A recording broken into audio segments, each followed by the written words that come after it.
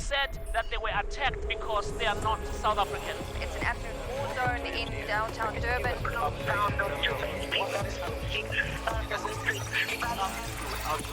Locals and African immigrants often compete for scarce jobs, making them a target for violence and intimidation.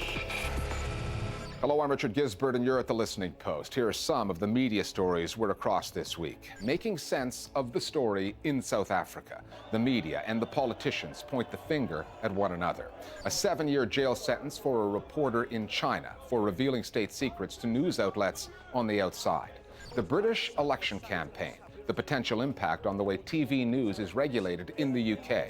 And tired of those thrilling GoPro extreme sports videos, we have an alternative to offer.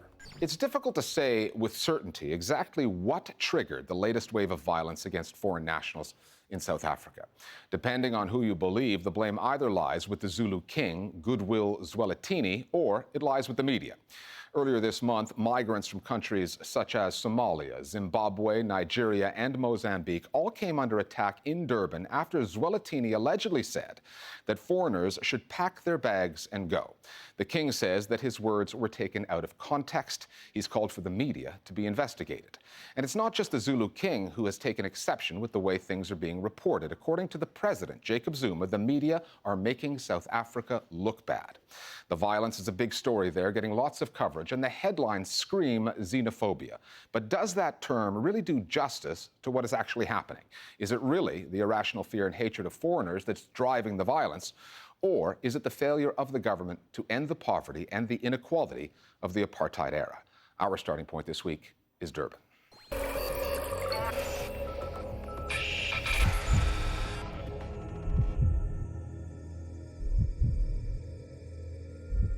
These were the images South Africans woke up to last Sunday. 3 attackers and 1 victim, Emmanuel Sithole from Mozambique. He was stabbed in the heart and rushed to a clinic by the same journalist who took the pictures. He would eventually succumb to his wounds. And this, according to South Africa's president, is how you make a country look bad. He wasn't talking about the attackers. He was referring to the newspaper that printed the images and told the story. It was a really difficult decision to be made. I remember when the guys came back with the pictures, everybody in this newsroom was quite shocked. What we considered most was the impact. This violence had been going on for a very long time, and in many of the cases, people do not get arrested, and the police say the people who committed the crime can't be identified. So we thought that would assist in actually nabbing the people who were responsible for the crime. And indeed, 2 days later, the police acted and people were arrested. That picture there shocked the nation. I mean, if there were any person who was still living in denial, any government official still living in denial, after seeing that picture, the brutality of it, I mean, the important thing is that the Sunday Times and the other newspapers covered it in such a way so we can see for ourselves the brutality. For President Zuma to say that these graphic images make us look bad, I think it is hypocritical. South Africa already looks bad in terms of not addressing the social inequality that is plaguing this country in post-apartheid era. South Africa is more unequal now, today, than it was in 1994. Maybe 60 to 70% of the population lives in squalid conditions. And a lot of the violence that is now pouring over to the migrants is an everyday reality in those spaces. We'd all like to have a country where we don't have such images on the front pages of our newspapers. But the reality is that there's a section of our society that thinks it is okay to attack people because they come from foreign lands and because they are poor. What makes us look bad is when there are more than 300 foreigners killed since 2008, that there's only been 1 conviction for murder. That is what makes us look bad. The roots of this story go way back and run deep. But this latest eruption followed a speech by the Zulu king, Goodwill Zwelithini, who leads the country's largest ethnic group. Speaking from a prepared text, the king said foreigners must pack their bags and go home. Denying any responsibility for what ensued, Zwelithini said if he really wanted foreigners killed, this country would be reduced to ashes. And he called for the media to be investigated for its coverage of his speech. South Africa is seeing an epidemic of violence, and between its president and its Zulu king, it's suffering a contagion of blaming the messenger. At first he said he was misquoted. Then the media produced a recording of his speech, which was very carefully translated. There's now no suggestion that the media were inaccurate, only that they quoted it out of context, and I just don't see the evidence. So I think it's fine to have an investigation, but I think much more important is to call the king to account for his behavior, for his lack of responsibility, and for his slow response when violence broke out. But maybe the problem was if the headline says the king says a certain people must go, it's a headline and not everybody reads the story that is in the newspaper. But I think most of the reporting, if you actually read the report, was quite responsible. It was quite accurate. And that really is a problem in our political culture in South Africa, is that political leaders don't take responsibility for their actions. You always blame the media, you blame the settlers, you blame the imperialists. So if we don't take responsibility for our actions, we won't be able to deal with our problems. What the king should just do is to apologize about his statements, and then to go to the communities and to the victims that have been affected, embrace those people, and promise to protect him. The degree of independence in South African media outlets varies depending on the media. The Zuma government has steadily exerted more and more influence over broadcast news, particularly the state-owned SABC. But newspapers, many of which still have corporate owners, are much more critical of the government. The vast majority of news, though, is still delivered over the airwaves. And on this story, the facts and the pictures are coming up against political authorities who are trying to have the story told their way. I worry that the government spends so much energy about how the media portrays it, rather than actually get stuck down to the job. The SABC, which is a public broadcaster, is 100% government-owned. 75 to 80% of South Africans get their news from the SABC or radio. The newspapers in South Africa most probably only reach about 5% of the population of the country. Why would government worried about 5%? So I cannot see why government would spend so much time and energy about worrying about the media if they control the majority of the media. The South African authorities also take issue with the terminology swirling around this story. They prefer to call it a wave of criminality rather than xenophobia, especially given that during the apartheid years, many black South African leaders were sheltered by the same countries whose citizens are now under attack. As President Zuma said of the xenophobia label, "I don't think we should use the simple word because it is easy to use excessively. It gives a wrong impression that South Africans are xenophobic. We are not." He called the murder of Emmanuel Sithole purely criminal. Well, clearly there are criminal acts. Murder is a criminal act. And clearly there are criminals who jump on the bandwagon in order to loot and steal. But there's no doubt that it's directed at people because they are foreigners. Criminality is a problem in South Africa, but what is problematic for me in terms of how the government is framing it is to talk about this as criminality that only applies to migrants and refugees. It's criminality that was prevalent and existed prior to the attacks against migrants, but that the government has failed to deal with and to address. So these kind of narratives, discourses come over and over again, and people end up believing it. It's not directed at all foreigners. It's directed at particular foreigners. I think we must call it what it is, which is it's aimed at foreigners. It's therefore xenophobia. One final note on that stabbing victim. When Emmanuel Sithole was first taken to a clinic fighting for his life, there was no doctor there to help him. The doctor reportedly stayed away from work that day. He is Congolese. He would have seen the coverage and, fearing for his own life, was not there to save another. On the download this week, our viewers on the coverage of the violence in South Africa. A decision to publish pictures of xenophobic violence, such as the ones the Sunday Times published, should not be taken lightly. There's the question of the dignity of the deceased, whether black deaths are portrayed with less consideration than would have been the case with white victims. There's the possibility of such images fanning violence, and the very presence of photographers on the scene may also influence how these events play out.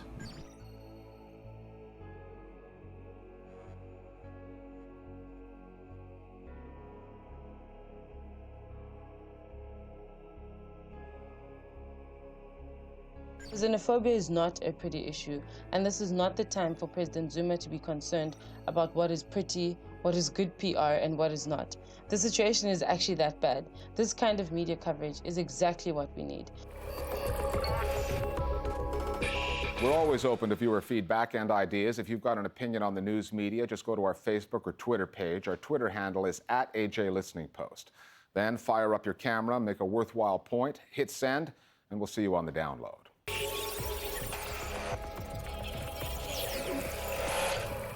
Other media stories that are on our radar this week. The British election is coming up May 7th. The result is too close to call, which for Rupert Murdoch appears to be too close for comfort.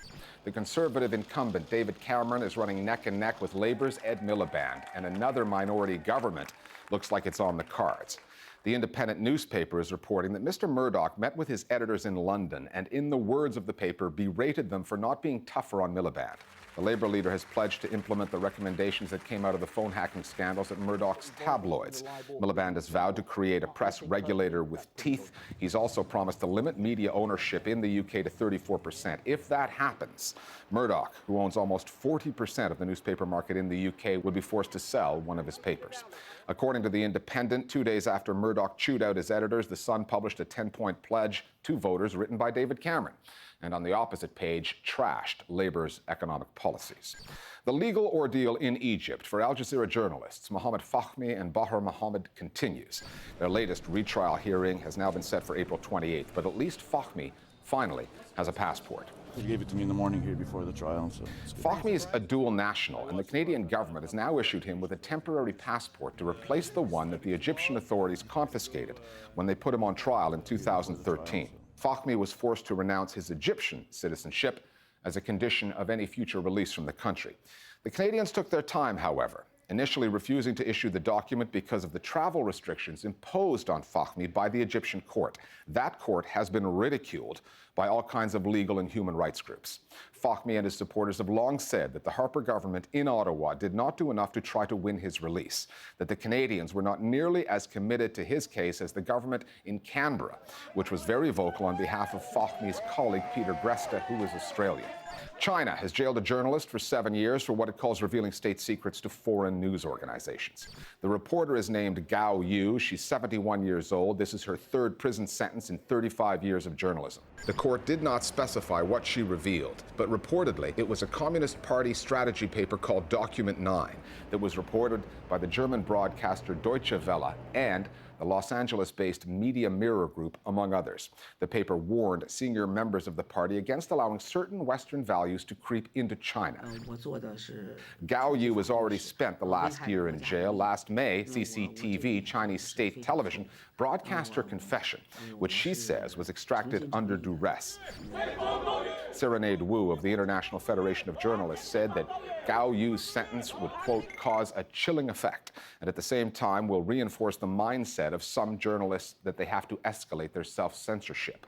A Chinese foreign ministry spokesman said that the case had been handled in accordance with the law, and he urged other countries not to interfere in China's judicial sovereignty.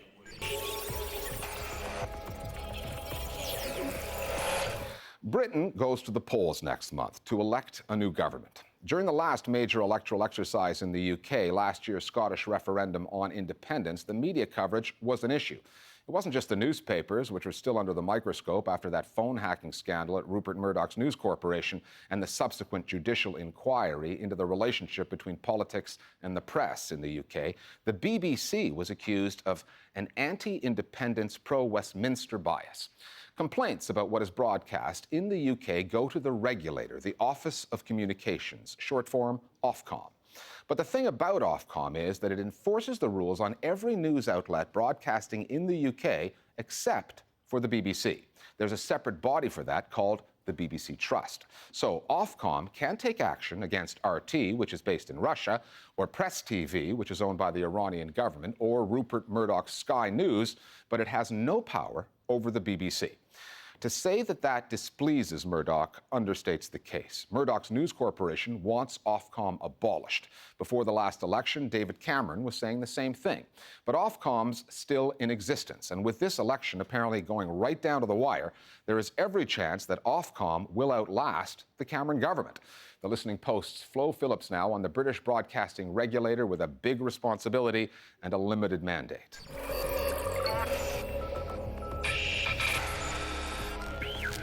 Ceremony which is a tradition of centuries. The yeomen of the guard on the way, this unpredictably seem as old as time itself. Glorious sea of stone. My lords and members of the House of Commons. June 2001. Queen Elizabeth II unveils the government's new proposal to regulate broadcast media operating in the UK. A draft bill to create a single regulator for the media and communications industries. The outcome, the creation of Ofcom, the Office of Communications, an independent media watchdog set up to monitor and punish, among other things, television outlets which do not exercise due impartiality or exhibit bias. Ofcom's a really interesting setup, and it's a really interesting success. It's a regulator that has worked. It was set up to really look after, administer, adjudicate two things. One of which was the commercial competition between the commercial broadcasters. And secondly, to make sure that the content that was delivered to the British public also met various standards. They're there to protect people from receiving material that is offensive or racist or ideologically unclear, unmarked. But probably their most significant responsibility is through their impact on plurality, a multitude of voices that follow a certain set of well-understood rules about how to present information and how to look at facts. A quick survey of its recent investigations into Channel 4 throws up a few cases. There's a fine for biased coverage in a news report, and another for a badly timed broadcast of something called the political slot. In terms of actual retributions, that's it. Jon Snow, the long-standing presenter of Channel 4 News, took some heat for his supposedly pro-Palestinian reporting on Gaza last July. In a very densely packed urban area, if you decide to throw missiles, shells and the rest, then undoubtedly you will kill children. But because the video wasn't actually broadcast on TV, only posted online, Ofcom couldn't take any action despite more than 1,000 complaints. There are 2 more Channel 4 cases currently under review. Complaints were made over alleged bias during televised interviews with party leaders. And 2 months ago, hundreds of viewers complained about a political docudrama that blurred the lines between fiction and reality. What you'll find if you look to see what Ofcom's done in terms of biased output for the mainstream British broadcasters is very few instances of that ever happening. There is an argument that the British outlets are treated in a certain kind of way because the British outlets are very used to long-standing and long-held traditions of impartiality, and therefore impartiality as a code of practice is very much embedded in the way that they work. I think there are enormous double standards here that, for example, 2,736 members of the public complained to Ofcom about a programme on Channel 5 called Celebrity Big Brother, and Ofcom refused to investigate. One person complained about an RT, a Russia Today current affairs programme called Crosstalk, and Ofcom announced that they were going to open an investigation. Hello and welcome to Launched just last month, this is the 5th ongoing investigation into RT. This time looking at whether anti-Western comments about the situation in Ukraine were duly impartial. Yanukovych never did anything against the West, and still they wanted to kill him. Prior to that, Ofcom summoned editors from the Kremlin-funded news channel after 4 reports on the Ukraine were judged to have breached the impartiality code. An Ofcom spokesman told the Listening Post that if RT breaches our due impartiality rules again, we will consider taking further regulatory action. This might include considering the imposition of a sanction, a fine. And then there was the case of Press TV, a channel funded by the Iranian government. Things came to a head in 2011 when Press TV was fined £100,000 over an interview that was broadcast with a journalist who was actually detained. And what happened in the end was Press TV lost their licence. Ofcom, I fear, may have been under pressure to take action against Press TV.